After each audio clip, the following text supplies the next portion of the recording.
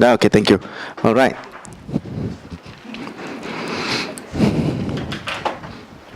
Soalan? Sebab sejak kita belajar semalam something ada benda-benda yang pelik-pelik sikit.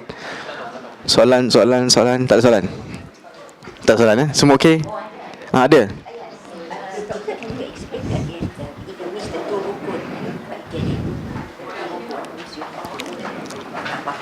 Okey, tu rukun. Okey, satu soalan lain? Tak ada. Kaki perempuan mengikut mazhab Syafi'i aurat, mengikut mazhab Hanafi tidak. Lagi sekali? Boleh?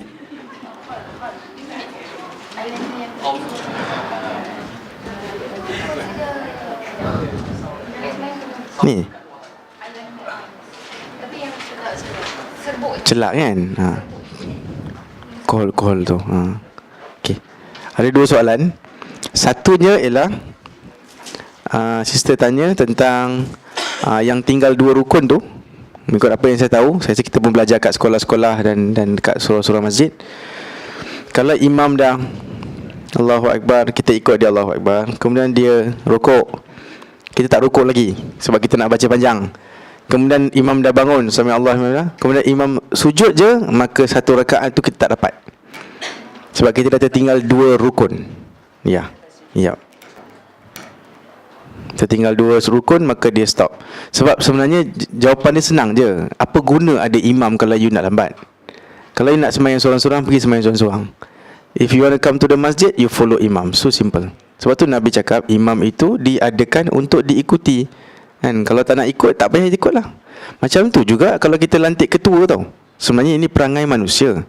Sebenarnya kan, kalau kita tengok cara orang sembahyang, kita tahu cara dia hidup kat luar.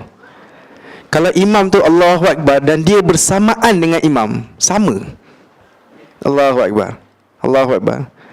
Saya lah sebagai orang yang belajar psikologi, saya boleh bayangkan bahawa dia ni susah untuk dengar cakap orang, susah untuk taat pada orang. Sebab tu dia kata, yalah kau ketua, tapi kau manusia macam aku. Yang kau bagi, aku pun boleh bagi. Yang kau ucap, aku pun boleh ucap macam tu. Dia perangai gitu. Maka when you rukuk, I also rukuk with you lah. You are just the imam, what? Itulah. Tapi bagi orang yang taat kepada pemimpin yang dilantik dengan cara yang baik, you ketua saya. Walaupun saya tahulah saya dengan Allah itu different connection, but you are my leader. So now, when you do rukuk, I will rukuk. You stand up, I stand up. Okay. Lagi teruk daripada tu apa? Yang haram. Tadi tu makruh. Yang sunnah ialah Allahu Akbar, that's good. Makruh ialah together. Yang haram ialah you buat dulu, lagi power. Itu teringin jadi imam tapi tak berani. So jadi imam tak nak, tak apa, hantar pergi. You go. Lepas tu bila jadi imam tak nak dengar cakap you. Sama je kalau kita lantik ketua sama-sama kita ni. Selagi tak jadi ketua memang sembang banyak, betul tak? So jadi ketua baru dia tahu betapa susahnya jadi ketua. Yes, ramai orang macam tu. Okay, that's one question. Sister tanya pasal apa Pasal celak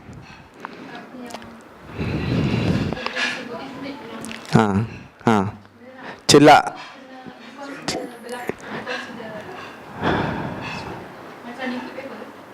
Tak. Celak yang sister sebut tu tak dikira liquid paper. Okay, dan mesti ada perbincangan ulama dengan baik-baik tau. Tahu serbuk tu kan, yang beli kat Mekah tu kan. Cukup setakat kita cuci muka dan cuci macam biasa. Apa yang tertinggal, don't worry about it. Dia akan kembang kan. Kena air kan dia kembang kan.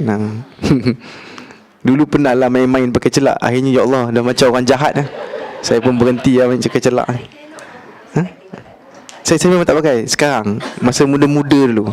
Last time maybe no lah. No. Ini dia tak ada expiry date ke? Celak.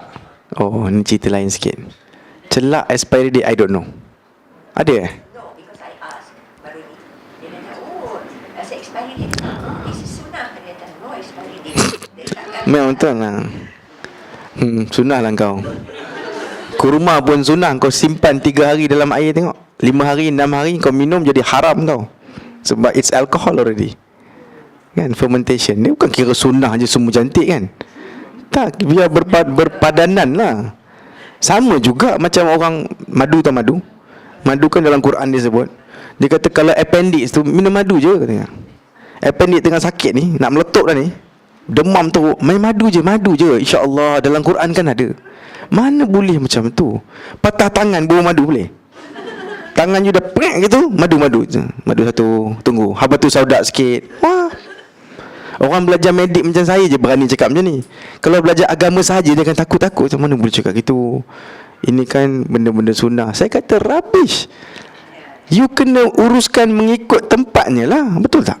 Takkan semua memang belasah je akar kayu, kan? Semuanya kurma. Tak ada. It's not like that lah. Sorry lah, semangat sikit. Soalan kedua apa tadi? Dah settle lah. Dah settle lah. Kaki ni aurat ke untuk perempuan solat? Kaki kena pakai stokin ke? Mengikut mazhab Syafi'i, yes, you kena tutup aurat, tutup kaki. Mengikut Imam Hanifah, no problem. Sebab tu kalau korang pernah tengok yang geng-geng Uzbekistan, Pakistan tu, diorang semayang dengan skirt panjang sahaja. Skirt panjang sampai ke atas buku lali tu dia semayang, relax sebab dia tak ada syarat untuk tutup kaki lah. Apa dalil mereka?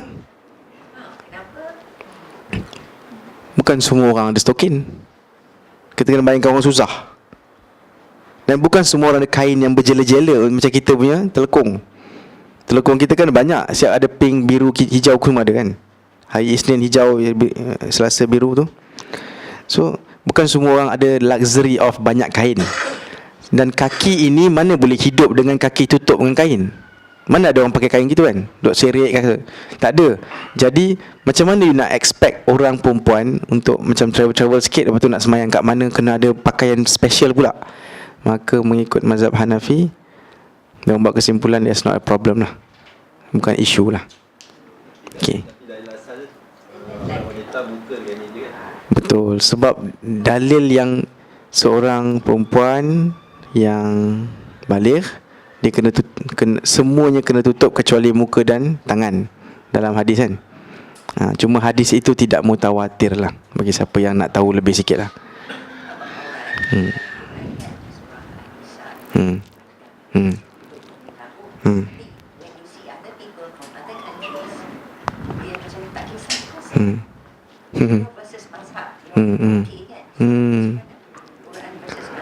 Sister tanya pasal aurat. Cakap pasal aurat memang takkan habis kan?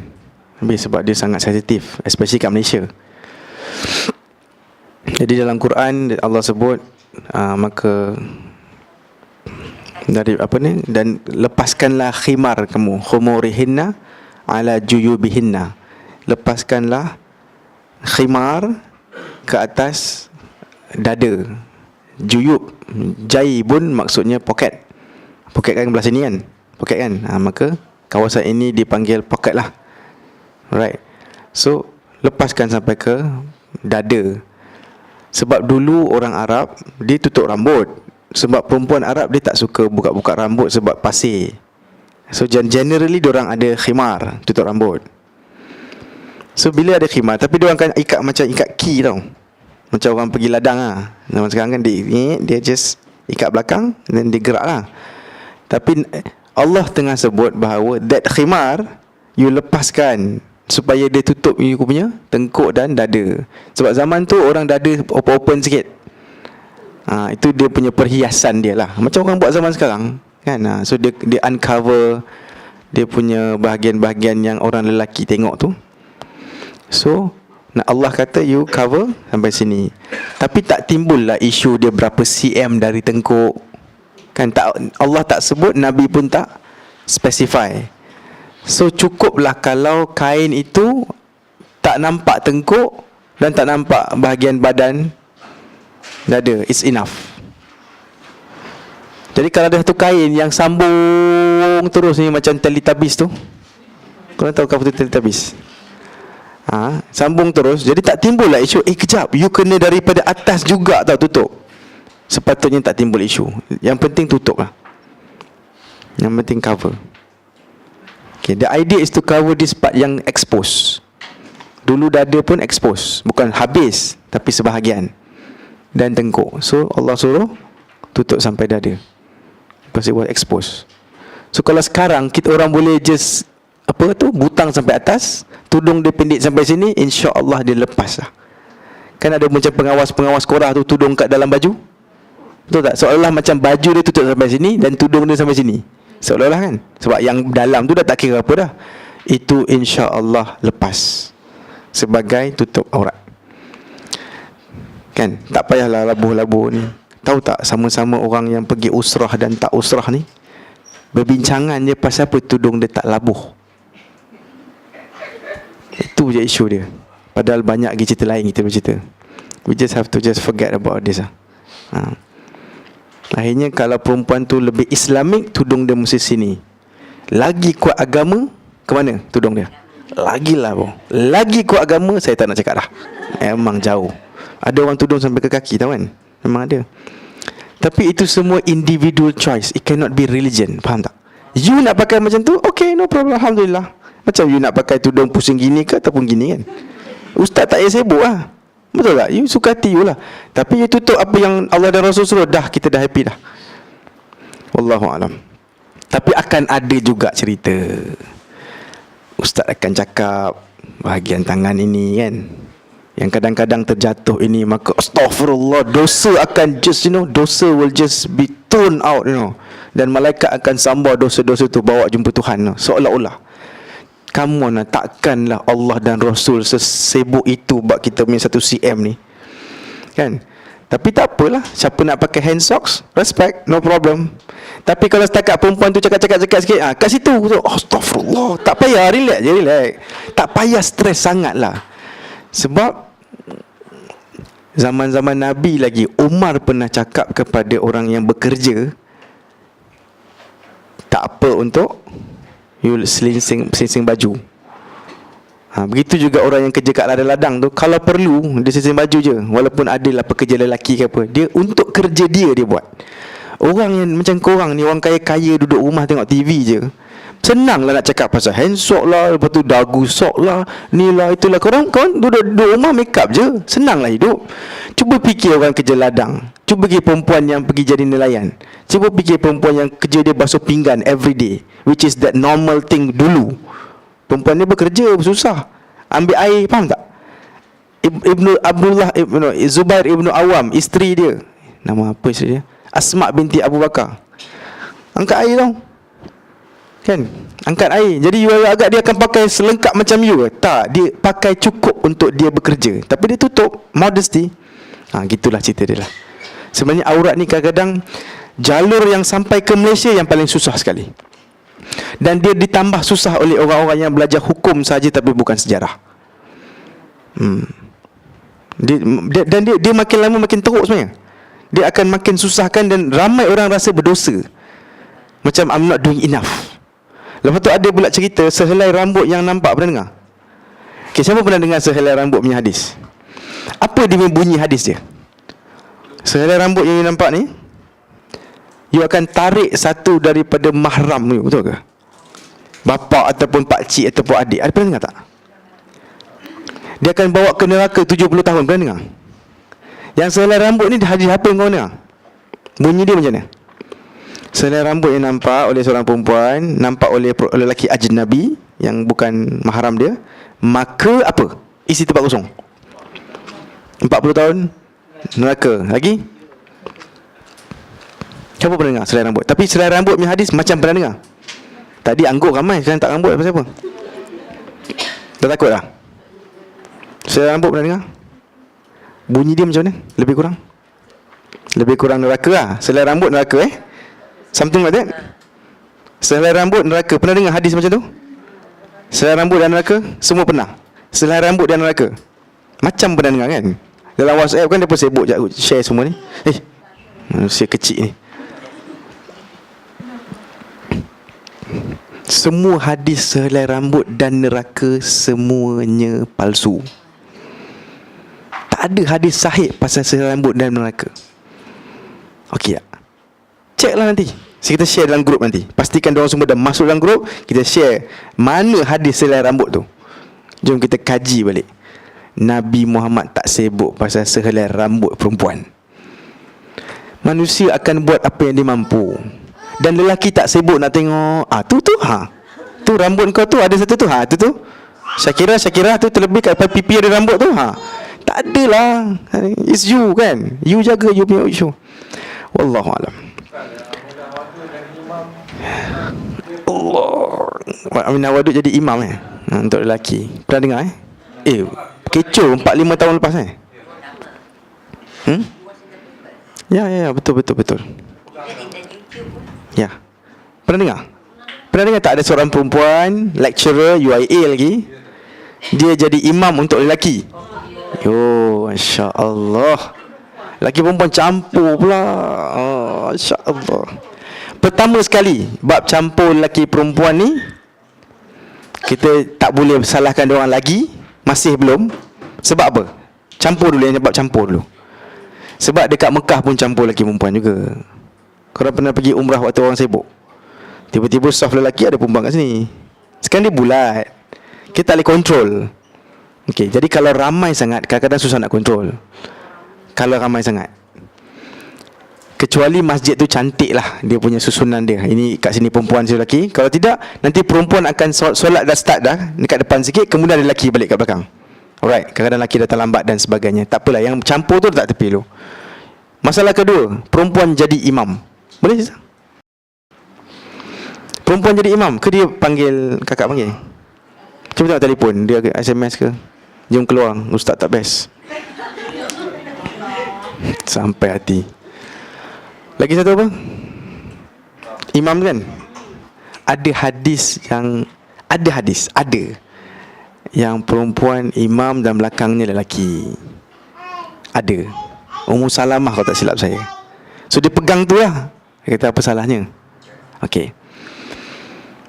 Apa yang dia buat kan, memang ada perbincangan ulama' tau tentang boleh tak perempuan jadi imam.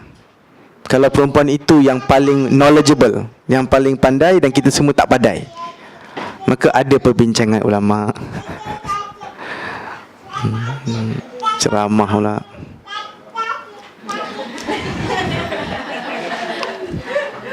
Okay.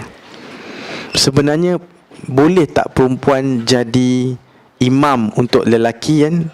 Dia tidak ijma' tau bahawa tak boleh. Tetapi jumhur, ada beza tau. Ijma' means sepakat, jumhur means majority. Pernah dengar kan perkataan ni? So majority kata no, tapi ada minority kata yes, okay, kalau perlu. Maka dia ambil yang yes kecil je lah, dan dia buat.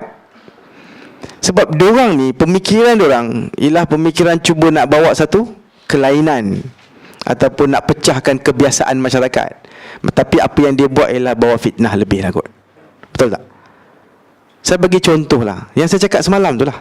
Saya bagi pendapat saya sentuh isteri saya tak batal wuduk. Tapi saya takkan sentuh isteri saya dekat masjid sebelum saya jadi imam. Jadi kalau saya cakap dengan isteri saya sebelum jadi imam, katakan dia suruh saya jadi imam, saya akan cakap baik-baik. Tak ada saya sibuk gitu kan, bagi kunci saya bagi elok-elok. Saya tak adalah pegang tangan dia dan bagi kunci. Nanti orang lain nampak, stres dia apa. Sebab dia akan tunggu ni, dia pergi ambil wuduk tak. Allah tu jadi imam, stres lah dia. Jadi why create problem walaupun ada pendapat. So itu yang diorang itu mungkin kurang faham. Bukan kurang faham, beraninya lebih lah. Okay? So apa yang dia buat bukan salah, tetapi ada betulnya, ada pendapatnya, tapi mungkin lagi bagus untuk elak fitnah, tinggalkanlah. Macam tu lah. Sah. Sembahyang dia sah. Sebagai contoh senang, orang masuk Islam lelaki 3 orang.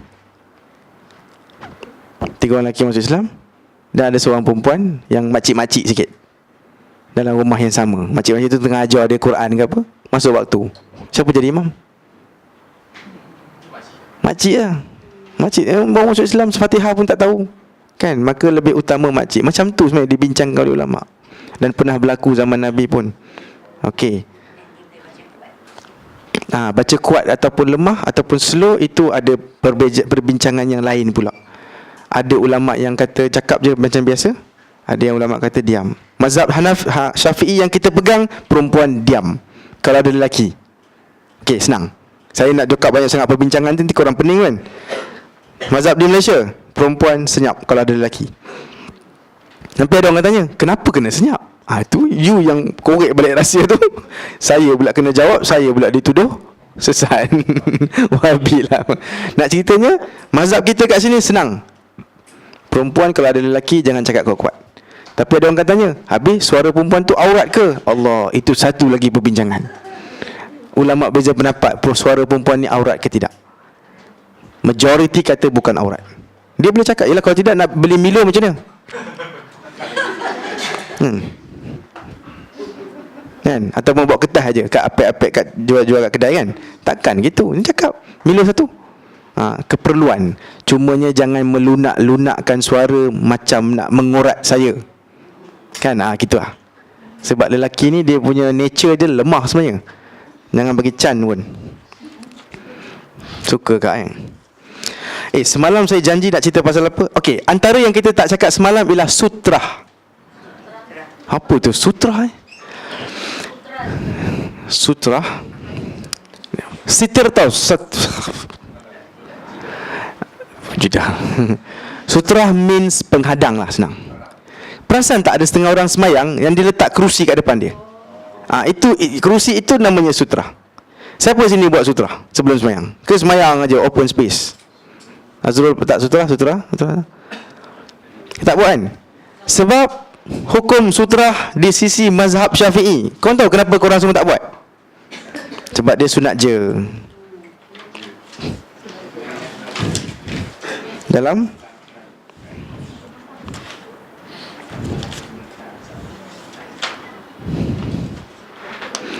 ulama sepakat bahawa sutra itu tidak wajib. Okey, sutra tak wajib. Sebab ada para salaf dulu dan Nabi pun pernah solat tanpa sutra. Mengikut pandangan majoriti ulama. Sepakat, bukan majoriti, all of them sepakat. Maksudnya Hanafi, Hambali apa semua.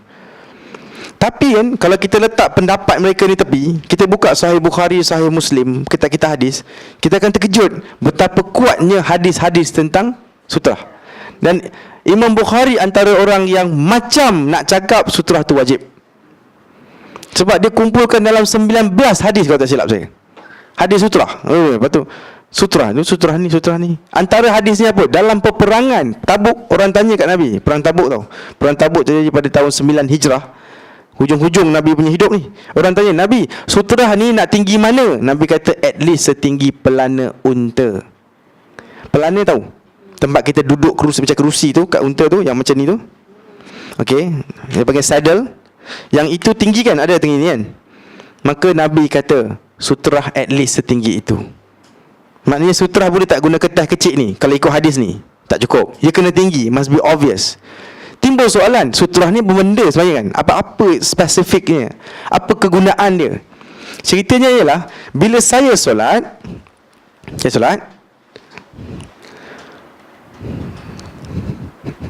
Azrul tengah buat apa? Kesian Azrul seorang-seorang. Tekuntang kanting. Berat.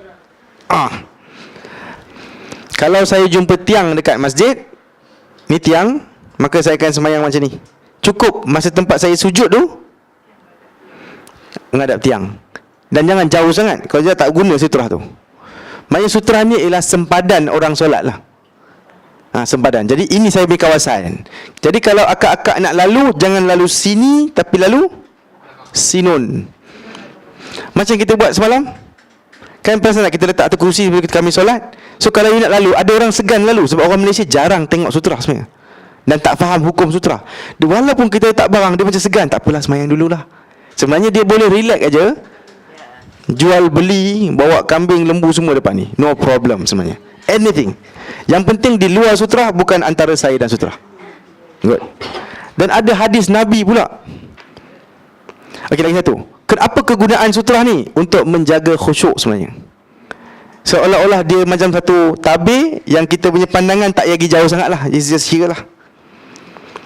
Dan Nabi pernah diganggu waktu dia menghadap sutra dia. Diganggu oleh satu jin. Dia panggil Ifrit kan. Dia datang dan dia nak layurkan api dekat muka Nabi waktu Nabi solat, dan Nabi akan halang dia. Maksudnya nak lalu depan Nabi tau. Nabi kan halang dia, Nabi cerita kat kita. Tak ada siapa nampak pun. Sebab ini gaib kan. Nabi cerita tadi ada yang lalu ni dan aku cekik dia, air liur dia terkena tangan aku, dia kata. Maknanya jin pun ada air liur dan boleh dicekik. Wow. Betul lah kan? Tu cara kita nak faham hadis kan? Sutra. Dan Nabi kata, kau bubuh sutra dan kau solatlah, dan kau jangan kisah pasal orang yang lalu di hadapan sutra tu. Faham eh? Dan Nabi juga pernah cakap, bila kau semayang dah ada orang lalu. Boleh jadi contoh tak? Boleh jadi contoh? Kan? Untuk orang lain macam susah sikit nak keluar. Boleh lah Contohnya, sekejap. Ini sutra saya. You come from here. Come, ganggu saya solat. Lalu depan. Maka Nabi kata, halanglah dia. Kemudian dia degil sikit, datang lagi. Nabi kata, kalau dia datang lagi, halanglah dia. Kalau dia datang lagi, Nabi kata, perangi dia. Perangi dia. Perkataan ni sebut ialah perangi dia. Dalam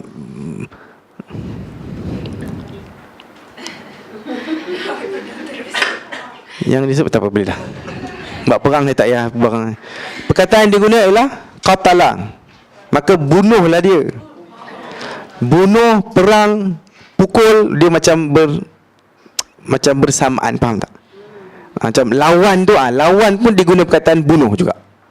So Nabi sebenarnya nak cakap ialah, you tolak dia biar dia faham. Serius lah. Tadi kan, sebab ada orang tak faham. Kalau kat Malaysia you halang-halang orang, siapa pernah halang orang macam ni? Pernah Kalau kat Malaysia orang halang orang, tahu apa akan jadi tak? Pada kamu, pada Firdaus pula. Cuba you semayang. Okay, semayang. Saya nak lalu, you halang tak, saya dari sana. So, dari sana. Ui, tak bagi. Okay, saya lalu. Kalau orang Malaysia mengikut satu riwayatnya, pernah jadi macam ni. Saya nak lalu, halang. Okay. Dia happy dia. Assalamualaikum, bagus. Dia tak sedar orang tengah semayang. Kenapa nak salam kau? Aku nak pukul kau. Okay. Sebab kat Malaysia jarang orang buat. Tapi hadis-hadis ni sangat sahih. Sebab tu kena ada sutra. So timbul soalan. So sutra ni dia boleh buat dengan apa? Nabi kata boleh guna pelana unta, boleh guna, Nabi pernah guna tombak. Tombak dia pacakkan dekat tanah. Dan Nabi juga pernah semayang belakang Aisyah tengah semayang, macam katil Aisyah tu. Nabi semayang menghadap katil tu, seolah katil tu jadi sutra. Dan mengikut riwayatnya, binatang peternakan pun boleh. Kalau unta tu tengah duduk, dia jadi sutra kita. Dan manusia yang tengah duduk pun boleh jadi sutra untuk kita. So dia tengah duduk, tengah zikir, kita cakap kau duduk dulu aku semayang sekejap. So orang yang belajar hadis biasanya dia akan sangat menjaga sutra. Dia beza tau. Kita tengok sunnah tak sunnah ni. Sunat ni sunat je. Bila sunat je kita lupakan. Cuba kalau kita tahu itu sunat di sisi mazhab Syafi'i, dan kita baca hadis-hadisnya, perasaannya akan berbeza. Kalau tidak, kita akan lam together ala sunat je. Kalau macam tu, jangan zikir subhana rabbiyal azimi wa bihamdi. Kalau sunat je. Kalau sunat je, jangan baca surah lepas maghrib, lepas solat, lepas baca Fatihah. Kalau sunat je, dengar, kalau sunat je kita anggap kualah sunat je. Jangan letak tangan kat sini sebab ini sunat je. Semayang macam ni, macam Syiah. Kalau sunat je, faham kan? Kalau kita nak bakul sampahkan semua sunat je, maka jangan puasa Isnin dan Khamis, jangan solat witir, jangan tu, jangan ni, jangan solat tahajud pun, sebab sunat je. Tapi asal korang buat sikit, tapi yang lain korang tinggal, menunjukkan bahawa kita kurang ilmu sebenarnya. Tak sampai aja ilmu pada kita. Kalau sampai dia punya hadis-hadis kata, ya Allah kuat ni, maka saya punya cara fikir ustaz, bukan ustaz lain tau. Seolah-olah kita macam ada meter tau, meter. Kalau ini wajib, ni sunat.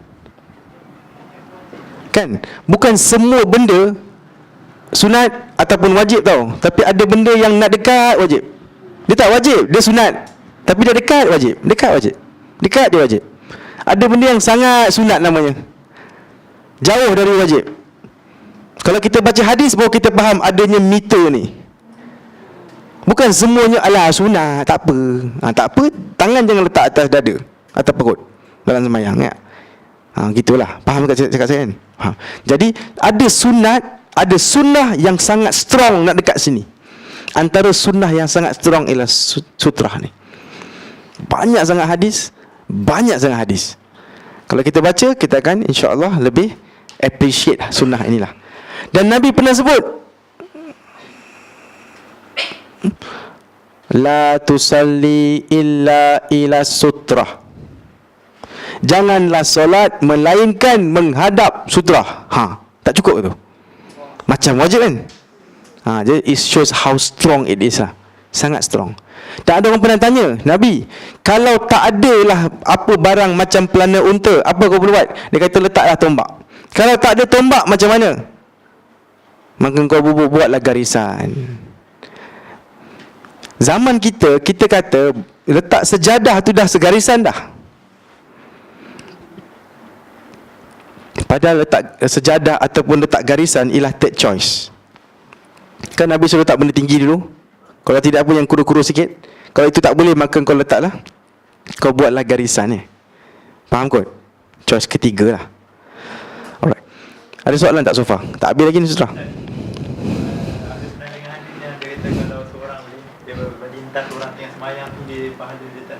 Okay, good. Terima kasih bang. Okay, punyalah pentingnya benda ni. Nabi pernah kata, kalaulah orang yang lalu di tengah orang dengan sutrahnya, kalau orang lalu di hadapan orang semayang itu tahu apa dosa lalu di hadapan orang yang solat, nescaya dia akan sanggup tunggu selama 40 full stop. Dan periwayat atau perawinya kata, aku tak pasti 40 tahun ke, 40 bulan ke, atau 40 hari. Dia tak pasti. Dia dah terlupa. 40 dia ingat. Saya nak tanya, 40 minit lah kita bagi paling kurang lah. Pun dah lama kan? Yes, you akan sanggup tunggu kalau you faham betapa dosanya kacau orang solat di antara dia dengan sutra. Dan ini majoriti orang Islam tak berapa kisah di Malaysia. Tak berapa kisah secara umum lah. Boleh? Okay, please. Masalah umum di Malaysia, kalau kita solat ke masjid ke surau, orang banyak tak ada sutra depan sembahyang.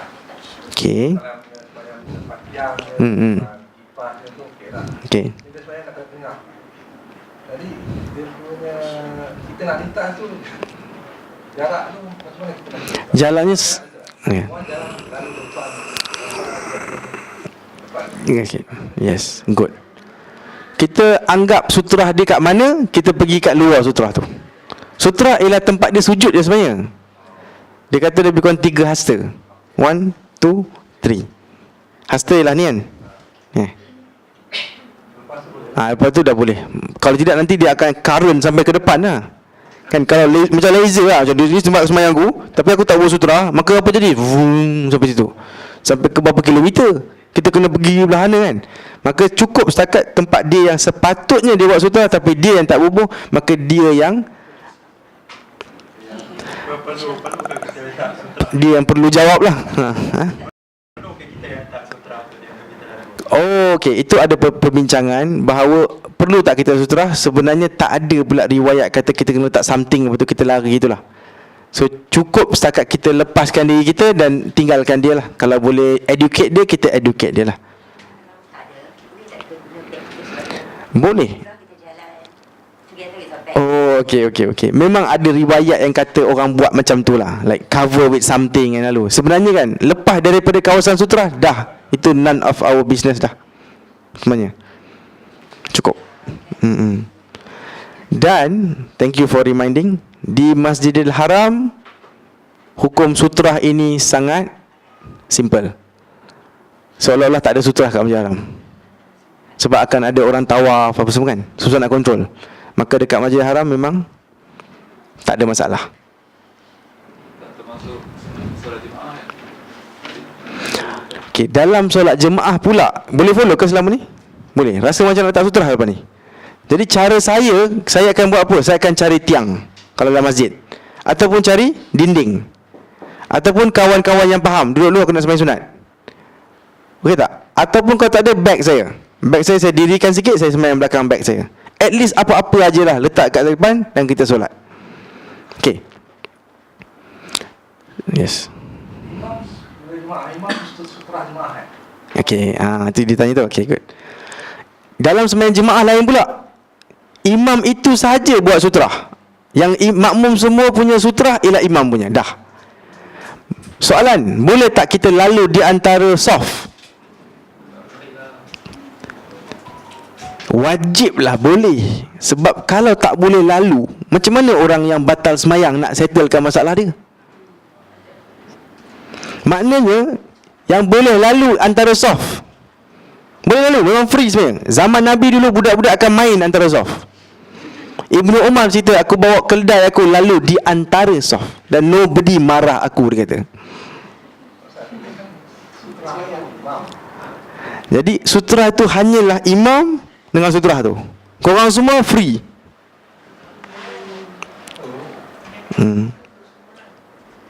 Ini je sutra dia je kena jaga. Diorang semua tak payah jaga. Sebab korang jemaah, korang kena bagi free flow untuk orang lalu, untuk isi tempat kosong, untuk keluar, untuk ambil wuduk dan sebagainya. Yes. Jadi kalau saya tengah dalam jemaah, saya tak boleh sibuk-sibuk hantar. Ini orang berilmu tapi tak cukup, half baked, dia tak well done. Orang dalam soft kalau sibuk halang orang, dia ada problem, dia tak faham lah tu. Kita salam je lah dengan dia. Dengan ni boleh salam, bro belajar lebih sikit, okay? Okay, buat sutra. Tak praktis. Oh ya, ada tahan okay. Tapi kita nak jadi macam Mace lah, tengok tahan, pergi belakang dia pula, tahan sini, aku pergi sana pula. Dia jadi macam tu kan. Tengok, cari siapa yang tak berapa belajar agama, yang tak berapa nak tahan. Sebab belajar agama sikit nanti dia tahan, belajar agama penuh tak tahan pula. Sebab ustaz kalau kita batal kita duduk diam, jangan gerak. Kesiannya lah, malu aku 4 rakaat duduk. Semua tahu ini yang buang angin tadi ni.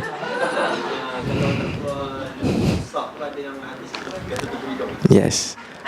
Nabi yang suruh kita keluar saf kalau kita terbatal. In fact, Nabi nak elakkan kita malu kan. Pernah dengar kita ni? Nabi kata bila kau nak keluar tu, hadis riwayat Abu Daud kata silap, kau tutup je hidung kau dan keluar. Sebab zaman ni, ini negara panas, dia orang selalu senang hidung berdarah tau. Negara panas, dia senang hidung berdarah. So bagi orang anggap, just go. Sebab orang kata you ada problem, you need to go settlekan lah. Mungkin hingus banyak ke apa ke, you nak keluar daripada soft untuk uruskan. Jangan orang anggap you terapa dan terapa lah. Jaga maruah tu. Maruah apa yang kita jaga kalau duduk 4 rakaat? Semua tengok tu. Allahu Akbar. Mungkin okey, nanti saya check balik. Okey, khilaf saya check balik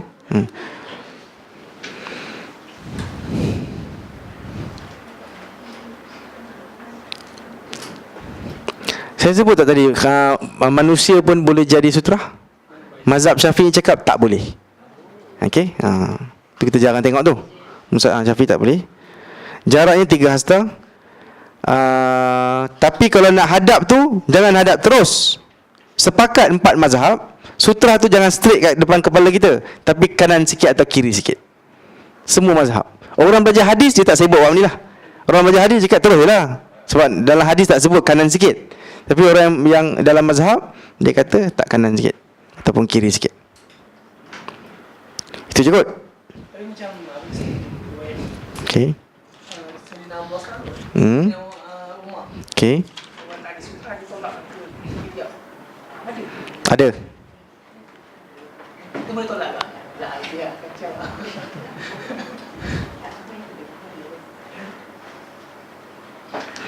Kunut kita dah habis kan? Kunut dah Okay, apa yang berada tanya lah, Sayyidina Omar pernah tengok satu orang yang semayang open lah. tanpa sutrah di masjid. Tiang ada kat sini, tiang ada kat sini, tapi kau sembahyang kat sini. Kan? Maka Umar pernah pegang belakang tengkuk dia dan tarik dia dalam solat Umar kata kau solat kat belakang tiang ni.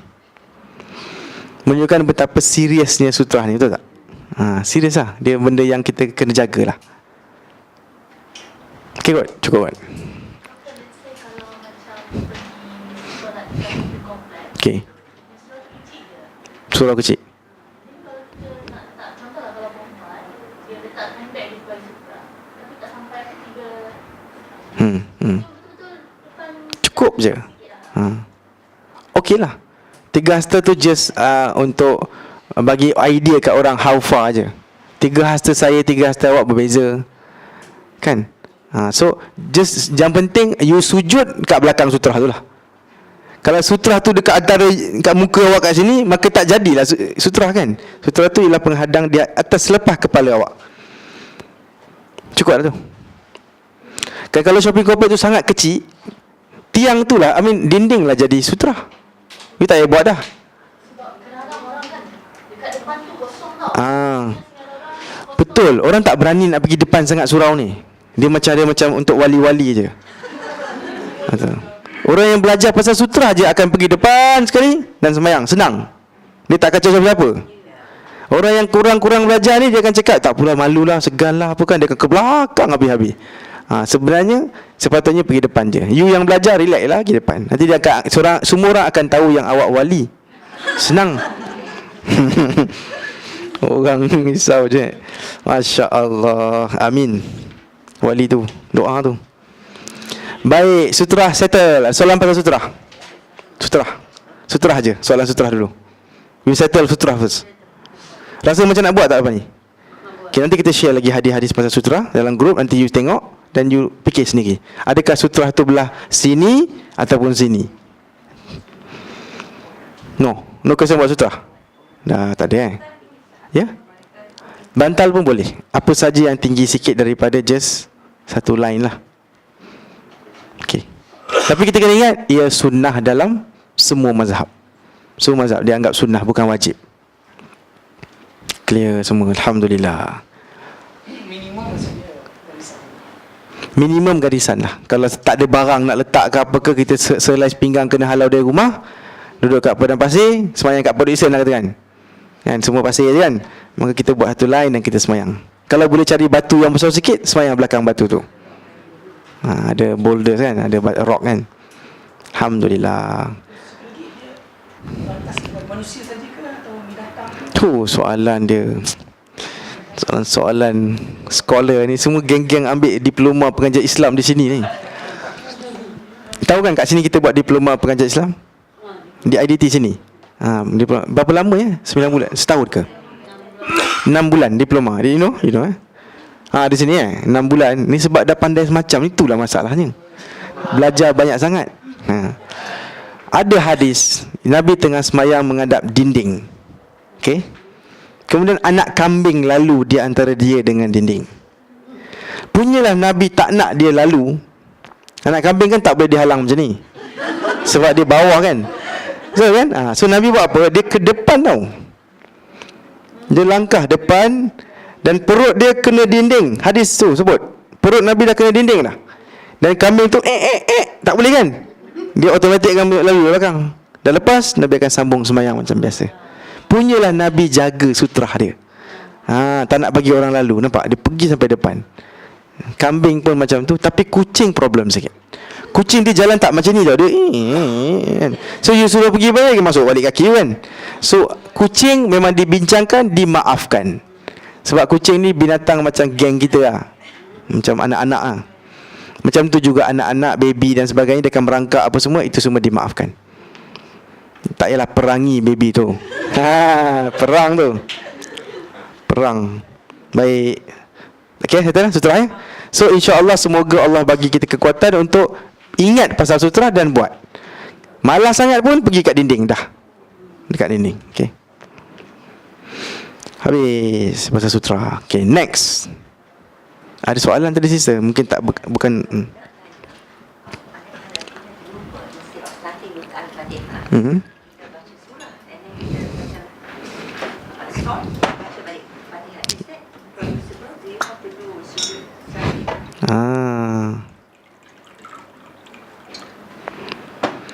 Saya tanya, kalau dia Allahu Akbar terus kul huwallahu ahad, dia lupa nak baca Al-Fatihah. Tapi bila dia ingat, dia baca Al-Fatihah, kan? Okay. So setahu saya solat tu sah lah, tak ada masalah, sebab kita ingat dan kita sempat buat.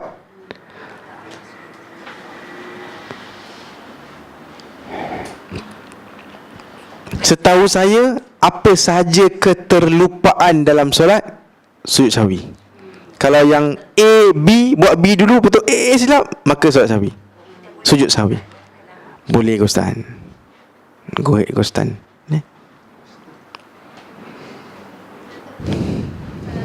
Okay, so habis kalau tak boleh ghostan, what do you think will be the answer?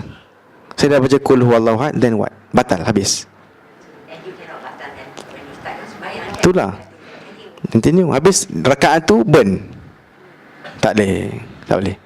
Silap, betulkan, settle. Except when you sit down to get up, so long you tak boleh tegak, you boleh. Boleh betulkan lagi lah. Maksudnya kita tak boleh batalkan solat juga. Sengaja membatalkan solat tak boleh. Kalau salah Betulkan je.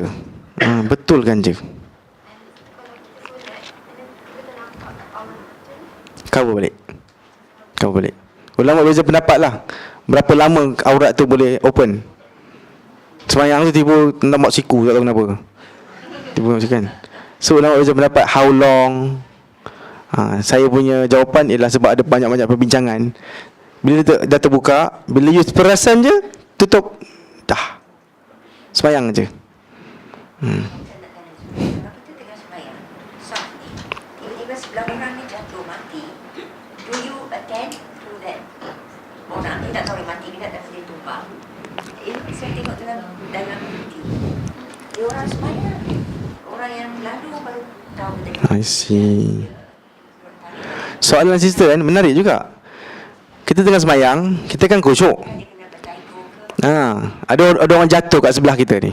Dia tengah semayang tapi dia boing jatuh, tebuk, pingsan. Pingsan dia. Sebagai orang yang beriman, kita kena terus semayang lah kan. Kita kan khusyuk. Habis dia siapa nak tengok? Tak tahulah, tengah khusyuk ni, mana aku perasan. Perasan ke tak kalau orang jatuh kat sebelah? Akak-akak ni semua jenis khusyuk. Saya tak khusyuk, saya perasan. Nabi pun tahu ifrit nak lalu. Nabi pun tahu kambing nak lalu. Maknanya Nabi perasan apa yang tengah berlaku. Lepas ni tanya kat saya pasal khusyuk. Khusyuk dah cerita semalam? Belum kan? Khusyuk very important. Tu last tu kena settle kan. Okay. Maka jawapan dia ialah berhenti solat dan attend to that person. Tak payah fikir jauh sangat. Sekejap, berapa orang yang eloknya berhenti ya? You bukannya menguruskan hospital. You tahu berapa nurse perlukan untuk orang sakit jantung. Faham tak? Yang you tahu ada kawan you jatuh, you tengoklah dulu. Siapa yang tak perasan, tak perasan. Yang perasan, dia kena berhenti tengok. Mana ada masa kita nak fikir, okey, seorang, dua, tiga. Tiga dah cukup je. Tiga orang tengok dah, okey dah tu. Lepas tu, Dr. Jeffrey tengok dah. Dr. Jeffrey tengok dah, okey. Dia doktor. Aku bukan doktor. Tak, bukan macam tu. Kita tak ada masa nak fikir semua ni. Ini emergency. Stop everything and attend. Pernah sekali kan, orang tengah khutbah Jumaat, datang satu orang kurang siuman. Dia bawa pisau tau. Semua orang nampak dia bawa pisau, tapi khutbah kan tak boleh bercakap. Sibuk tunjuk ni, tapi takkan nak announce batal. Faham tak? Habis pahala khutbah tak dapat. Maka semua dia bawa pisau, jalan atas sini sudah pergi bunuh orang sana. Muhammad tu macam nak bunuh orang. The whole Malay community tak berani buat apa-apa. Yang tengok satu orang putih masuk Islam jerit, orang gila katanya. Orang gila bawa pisau, dia nak bunuh orang. Dia cakap dalam bahasa Melayu yang berterabur. Yes. Dia jerit baru semua orang berani untuk bergerak sekarang. Sebab orang dah batal kan. Sekarang ada geng kan, jom diorang mula tangkap dia. Lepas tu ada orang panggil polis, bawa pergi polis. Sebab kita terlalu hidup dengan hukum tau, bukan dah kemanusiaan dah. Jadi kalau you semayang, anak you nak dekat jatuh daripada ketinggian ini, khusyuk ni, subhanallah kan. Apa doa, ya Allah janganlah bagi dia jatuh, ya Allah. Kalau jatuh pun jangan pecah kepala, sudahlah. Mana boleh. Stop. Selesai dulu. Nanti sembahyang sekali lagi. Dapat pahala kerana berhenti solat. Betul. Thank you sister. Lagi satu cerita. Ini lagi best dia. Kat Kelantan. Aduh. Exactly where pun saya tahu. Sembahyang. Assalamualaikum warahmatullahi. Sembahyang asar tak silap. Assalamualaikum warahmatullahi. Pencuri orang cakap. Okey. Makcik kat belakang. Makcik lah sembahyang. Pencuri dia ambil handbag saya. Lepas tu imam pun datang lah. Dan lagi sekali saya sebut ya orang putih tu kan. Ni cerita dari dia juga ni. Dia pun bersebut lah pergi tengok. Kenapa ni? Ada orang datang ambil tadi. Mana dia lari? Dia lari belah sana tu. Dia orang pun pergi tengok. Tak nampak kenapa kan? Dia dah pergi tadi dah rakaat kedua ni. Atau ambil